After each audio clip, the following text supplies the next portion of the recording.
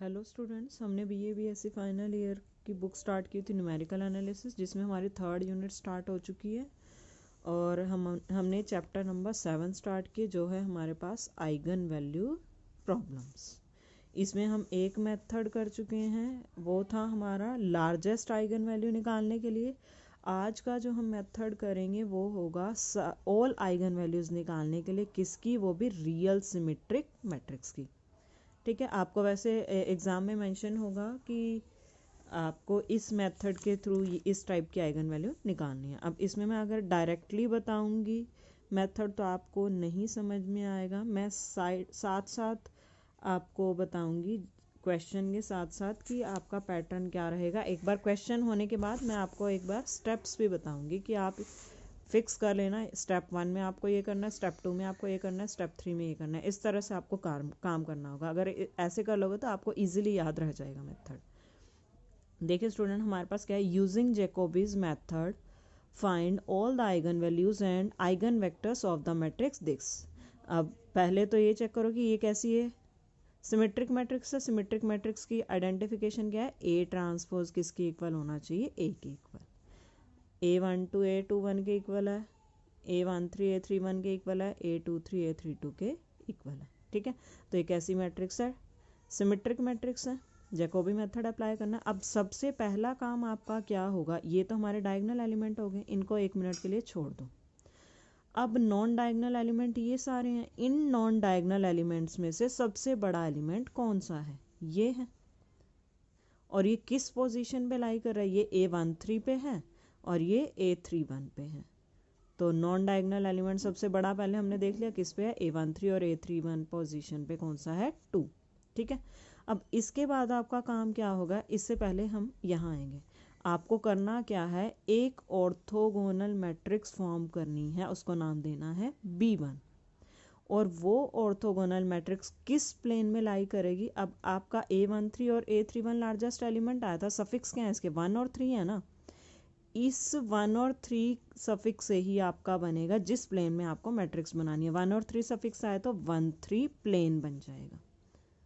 ठीक है, अब ये 1 3 प्लेन आपको बहुत हेल्प करने वाला है इस ऑर्थोगोनल मैट्रिक्स को बनाने में। ऑर्थोगोनल मैट्रिक्स आपने फर्स्ट ईयर में पढ़ी हुई है, एक बार मैं रिमाइंड करवा देती हूँ कौन सी होती है। एक ऐसी मैट्रिक्स जो इस प्रॉपर्टी को सेटिस्फाई करती है, A transpose A is equals to A transpose is equals to identity. Means उसको, किसी मैट्रिक्स को उसके ट्रांसपोज से आगे या पीछे से मल्टीप्लाई करो, अगर हमें आइडेंटिटी मैट्रिक्स मिल जाए तो मैट्रिक्स कैसी है, ऑर्थोगोनल मैट्रिक्स। और अब हमने प्रॉपर्टी क्या पढ़ी हुई है कि किसी मैट्रिक्स को उसके इन्वर्स से मल्टीप्लाई करे तो आइडेंटिटी मैट्रिक्स आती है। इट मीन्स किसी भी ऑर्थोगोनल मैट्रिक्स का ट्रांसपोज ही उसका इन्वर्स होता है। ठीक है, इसमें आपको अलग से इन्वर्स निकालने की ज़रूरत नहीं होती। ऑर्थोगोनल मैट्रिक्स में उसका ट्रांसपोज निकालो, इन्वर्स निकल आएगा। ठीक है, अब आपको क्या करना है, ऑर्थोगोनल मैट्रिक्स B1 फॉर्म करनी है किस प्लेन में, 1 3 प्लेन में। वो कैसे फॉर्म होगी, अब प्लेन हमारा 1 3 है। इस 1 3 प्लेन की हेल्प से आप कौन कौन से डायगोनल एलिमेंट बना सकते हो। 1 की हेल्प से आपका A11 बन सकता है डायगोनल एलिमेंट, और 3 की हेल्प से A33 बन सकता है। जो भी आपने B नाम देना, B नाम दिया तो B ले लो, B11 बन सकता है और B33 बन सकता है। तो इन पोजीशन पे आपको हमेशा डायगोनल वाली पोजीशन, प्लेन की हेल्प से जो भी आपने डायगोनल एलिमेंट निकाले हैं उस पोजीशन पे आपको पुट करना है कॉस थीटा को। B11 वाली हमारी पोजीशन थी और B33 वाली पोजीशन भी कॉस थीटा पुट कर दिया। अब जो भी एक डायगोनल एलिमेंट बचा, कौन सा, B22 बच गया ना, उस पे आपको हमेशा ही 1 पुट करना होगा। प्लेन की हेल्प से जो डायगोनल एलिमेंट मिले उन पे कॉस थीटा, जो एक डायगोनल एलिमेंट बच गया, एक या दो जितने बचते होंगे उसको 1 करना है। क्या कर दिया हमने, इसको 1। अब बारी आई नॉन डायगोनल एलिमेंट की। अब इस प्लेन की हेल्प से आप नॉन डायगोनल एलिमेंट कौन से बना सकते हो, B13 और B31। अब इन दोनों में से सबसे पहले पोजीशन पे कौन आएगा, B13 आएगा। अब सबसे पहले पोजीशन पे, ये बहुत इंपॉर्टेंट चीज़ें हैं, एक आपको वीडियो को रिपीट करके देखना पड़ेगा क्योंकि एक बार में आपको याद नहीं रहेंगी। सबसे पहली पोजीशन पे कौन आ रहा है, B13। उस पोजीशन पे आपको पुट करना है माइनस ऑफ साइन थीटा। बाद वाली पोजीशन पे कौन आ रहा है, B31, इस पे पुट करना है आपको साइन थीटा। ठीक है, मैं जब एक बार क्वेश्चन कंप्लीट करूँगी सारे स्टेप्स एक बार रिपीट कर दूँगी, इतनी टेंशन की बात नहीं है, आपको सारा टिप्स पे हो जाएगा एकदम। अब हमने जहाँ जहाँ नॉन ज़ीरो एंट्री पुट करनी थी वो हमारा काम हो गया। अब जितने भी एलिमेंट बच गए उन सबको ज़ीरो कर दो, ये बच गया, ये बच गया, ये बच गया, ये बच गया, ज़ीरो कर दिया उसको। अब हमारी ये मैट्रिक्स बन गया। अब मेरी प्रॉपर ये कांस्टेंट की फॉर्म में मैट्रिक्स तब आएगी जब मुझे थीटा पता होगा, और वो थीटा कहाँ से निकलेगा, इस फॉर्मूले से। अब आ जाते हैं यहाँ से इस फॉर्मूले पे।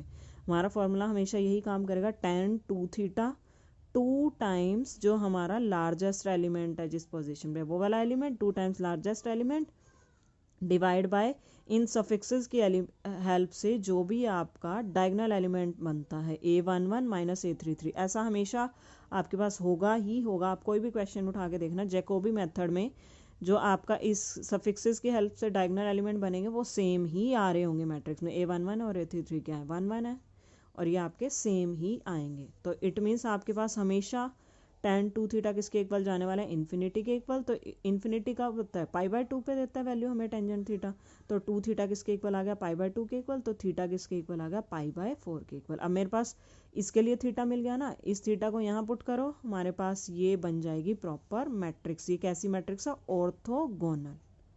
ठीक है, यहाँ तक का समझ में आ गया तो हम अब आगे चल लेते हैं। ठीक है, अब हमारा काम क्या है, ये बहुत झंझट वाला काम था, इसके बाद तो बहुत इजी काम रह गया।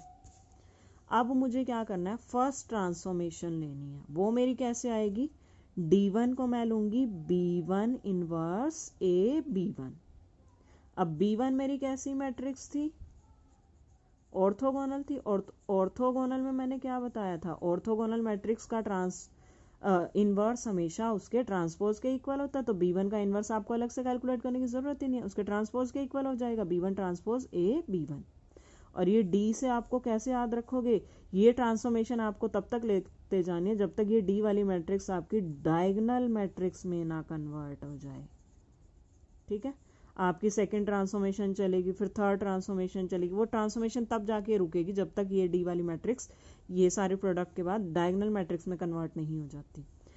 इन्वर्स निकाला हमने, मतलब ट्रांसपोज लिया उस पीछे वाली मैट्रिक्स का, A मैट्रिक्स हमें जो गिवन थी, और B1 मैट्रिक्स जो अभी हमने ऑर्थोगोनल निकाल ली थी। मल्टीप्लाई करना सबको आता है, मुझे नहीं लगता मुझे करवाने की ज़रूरत नहीं, ये आपके पास ये आ जाएगी। क्या ये डायगोनल मैट्रिक्स में कन्वर्ट हुई है, नहीं हुई, क्योंकि यहाँ नॉन डायगोनल एलिमेंट तो अभी बैठे हैं। इट मीन्स आपको एक और ट्रांसफॉर्मेशन लेनी पड़ेगी। एक और ट्रांसफॉर्मेशन कब आएगी, जब मेरे पास एक और ऑर्थोगोनल मैट्रिक्स आएगी। अब जो काम आपने A मैट्रिक्स के लिए किया था वही सारा काम इस D1 मैट्रिक्स के लिए करना पड़ेगा। ठीक है, फिर से हम आ जाते हैं, क्या किया था हमने, डायगोनल एलिमेंट को 2 मिनट के लिए छोड़ देते हैं। अब नॉन डायगोनल एलिमेंट्स में जो भी सबसे बड़ा एलिमेंट है कौन सा है, 2 है, किस पोजीशन पे है ये, A12 और A21 पे, ये हो गया हमारा लार्जेस्ट एलिमेंट। अब इट मीन्स इस पोजीशन पे मतलब सफिक्सेस कौन से यूज़ किए, 1 2 वाले यूज़ किए। तो इट मीन्स जो आपकी ऑर्थोगोनल मैट्रिक्स नई बनेगी वो पहले B1 नहीं थी, अब B2 लेंगे। किस प्लेन में जाएगी, इन प्लेन 1 2। ठीक है, अब हमारा काम क्या था, इसकी हेल्प से पहले तो इस प्लेन की हेल्प से जो भी आपके डायगोनल एलिमेंट बनेंगे B11 और B22, इन दोनों प्लेस पे क्या पुट करोगे, कॉस थीटा। और तीसरा डायगोनल एलिमेंट कौन सा बच गया, B33, वहाँ क्या पुट कर दोगे, 1। देखो B11 पे कॉस थीटा, B22 पे कॉस थीटा, B33 पे 1। अब इसकी हेल्प से जो आपके नॉन डायगोनल एलिमेंट बनेंगे 1 और 2 सफिक्सेस की हेल्प से एक B12 बनेगा और B21। इन दोनों में से सबसे पहले पोजीशन किसकी आएगी, इसकी आएगी। जिसकी भी सबसे पहले पोजीशन आएगी उस पर हमें क्या पुट करना है, minus of sine theta. B12 पे minus sine theta, second position जिसकी आ रही है, बाद में जिसकी आ रही है पोजीशन, उस पे साइन थीटा, B21 पे साइन थीटा। अब नॉन जीरो एंट्रीज हमने सारी फिल कर दी, जितने भी एलिमेंट बच गए मैट्रिक्स में सबको कर दो 0, कर दिया हमने। अब मेरा काम क्या रह गया, इस थीटा को फाइंड आउट करना। कैसे निकलेगा, tangent 2 theta is equal to 2 times largest element क्या है 2 डिवाइड बाय A12 की हेल्प से जो भी आपके डायगोनल बनते हैं A11 और A22 बनेगा, उनकी सब्ट्रैक्शन हमेशा सेम आने वाले हैं। ये किसी भी मैट्रिक्स में आप उठा के देख लो। तो मेरे पास इन्फिनिटी बन गया। इन्फिनिटी किस पे आता है, टेंजेंट पाई बाय 2 पे आता है तो 2 थीटा पाई बाय 2 के इक्वल, थीटा किसके इक्वल, पाई बाय 4 के इक्वल। थीटा की value put pi by 4 put कर दो, आपके पास ये मैट्रिक्स आ गई है B2। ठीक है, अब आपकी सेकेंड ट्रांसफॉर्मेशन आएगी, जैसे D1 थी, क्या निकाली थी, B1 इनवर्स A B1। अब आपकी D2 क्या आएगी, अब A की जगह काम, A का रोल किसने प्ले किया, D1 के लिए ये सारा काम किया ना हमने, D1 में सारा A जैसा काम किया, तो A की जगह कौन आ जाएगा, अब D1 आ जाएगा। और ये आपकी ऑर्थोगोनल मैट्रिक्स है, B2 का इन्वर्स D1 B2, और B2 कैसी है, ऑर्थोगोनल है। ऑर्थोगोनल का इन्वर्स किसके इक्वल होता है, उसके ट्रांसपोज के इक्वल होता है, ट्रांसपोज D1 B2। मल्टीप्लाई किया, अब फिर हमें क्या चेक करना है, ये D से, D मीन्स डायगोनल याद रखना है, तभी आप इसको D1 D2 नाम दोगे तो वही अच्छा आपके लिए, ताकि आपके दिमाग में रहेगा ये D वाली है, इट मीन्स मुझे इसको डायगोनल में कन्वर्ट करना है। डायगोनल मैट्रिक्स अगर आ गई तो आपकी ट्रांसफॉर्मेशन यही खत्म हो जाएगी। अब देखो क्या आ गई ना डायगोनल, इट मीन्स आपकी ट्रांसफॉर्मेशन निकालने का बार बार जो प्रोसेस करते हो वो आपका स्टॉप हो जाएगा। और जो ये मैंने क्या बताया कि जो भी डायगोनल मैट्रिक्स आती है उसके डायगोनल एलिमेंट्स ही आइगन वैल्यू होते हैं। अब ये 5 1 -1 क्या हो जाएंगी, आइगन वैल्यूज बन जाएंगी, किसकी, eigen values of A. Eigen value तो अब मेरे पास आ गई ए की सारी। अब मुझे क्या करना है, आइगन वेक्टर निकालने। आइगन वेक्टर मेरे कैसे निकलेंगे, बी एक नई मैट्रिक्स ले लेंगे, जो भी आपने ऑर्थोगोनल मैट्रिक्स रास्ते में वहां डायगोनल तक पहुंचते पहुंचते रास्ते में दो ऑर्थोगोनल मैट्रिक्स बनाई थी ना, उन दोनों मैट्रिक्स की कर दो प्रोडक्ट, एक B1 की एक B2 की। जो आपके ये अब वेक्टर आए इसको कॉलम वाइज एक एक वेक्टर उठाते जाओ, एक ये वेक्टर बन गया, एक ये बन गया, और एक ये बन गया। ये आपका आइगन वेक्टर बन जाएगा 5 के कोरस्पॉन्डिंग, ये 1 के कोरस्पॉन्डिंग, ये -1 के कोरस्पॉन्डिंग। आ गए हमारे तीनों आइगन वैल्यू आ गई और तीनों आइगन वेक्टर आ गए। अब मैं एक बार बस 2 मिनट का आपका काम है, मैं आपको स्टेप्स बता देती हूँ ताकि आप लोगों को कोई दिक्कत ना आए। ठीक है, जैकोबी मेथड के लिए हमारे क्या स्टेप रहेंगे, जैकोबीज मेथड। की पॉइंट्स हमारे क्या रहेंगे, ये मेथड आपका किस पे अप्लाई होगा, हमेशा सिमेट्रिक मैट्रिक्स पे।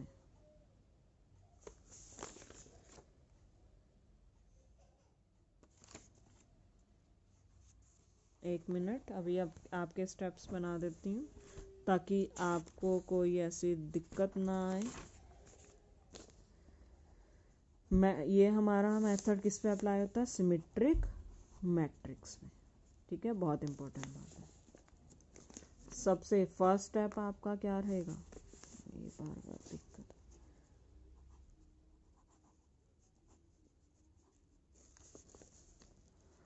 Find largest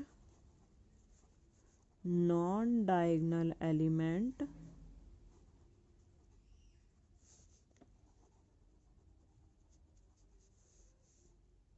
of A and its position. Position means कि वो A12 पे है कि A21, जो भी है। फिर स्टेप 2 क्या रहेगा,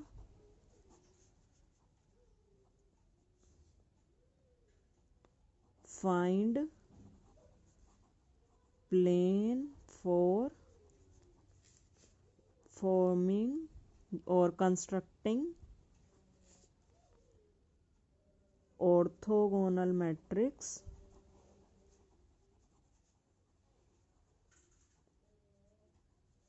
B1। मान लो आपके पास प्लेन क्या आ गया, IJ आ गया। ठीक है, IJ प्लेन आ गया। ठीक है, तो अब हमारा काम क्या रहेगा, इस स्टेप में हम क्या करेंगे, पहले हमने प्लेन निकाला और हम मैट्रिक्स भी इसी स्टेप में कंस्ट्रक्ट कर लेते हैं। डायगोनल एलिमेंट्स में क्या पुट होगा आपका, AII is equals to AJJ is equals to cos theta and remaining diagonal element क्या बन जाएंगे, इज इक्वल्स टू 1। ठीक है, अब नॉन डायगोनल एलिमेंट्स, ये B1 मैट्रिक्स की बात हो रही है,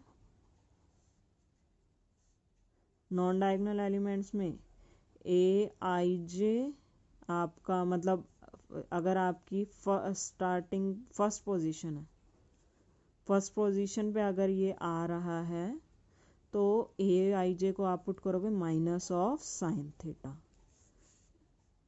एंड ए जे आई अगर आपका लास्ट पोजीशन, लास्ट मीन्स पहले ये बाद में ये, लास्ट का मतलब ये मत लगा लेना बिल्कुल लास्ट पोजीशन में, पहले ये पोजीशन आ रही है तो इस पे माइनस साइन थीटा, ये बाद की पोजीशन आ रही है तो इस पे साइन थीटा। फिर remaining non diagonal elements is equals to 0। Step 2 हो गया हमारा, ये स्टेप 1, स्टेप 2, स्टेप 3 में हमारा क्या रहेगा, फाइंड थीटा। थीटा कैसे निकलेगा, tan 2 theta is equals to 2 times largest element मान लो आपका ए आई जे आया, ए आई जे हमारा हम जो लेके चल रहे हैं largest non diagonal element of a, इधर भी बल्कि ए की जगह आप बी ही लगा लो ताकि आपको उससे कनेक्ट करने में आसानी रहे, बी और ये बी, ठीक है। और नीचे ए आई माइनस ए जे जे, मैक्सिमम पॉसिबिलिटी यही रहेगी कि आपका ज़्यादातर ये π/4 ही आएगा। 3 स्टेप हो गए। अब मेरा काम क्या है, ट्रांसफॉर्मेशन फाइंड आउट करना। Step 4, find transformation.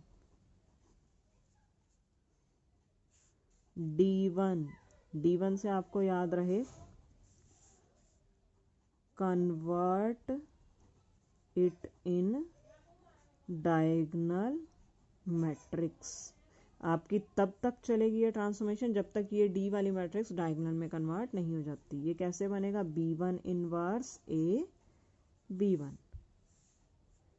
If D1 is not equals to diagonal, repeat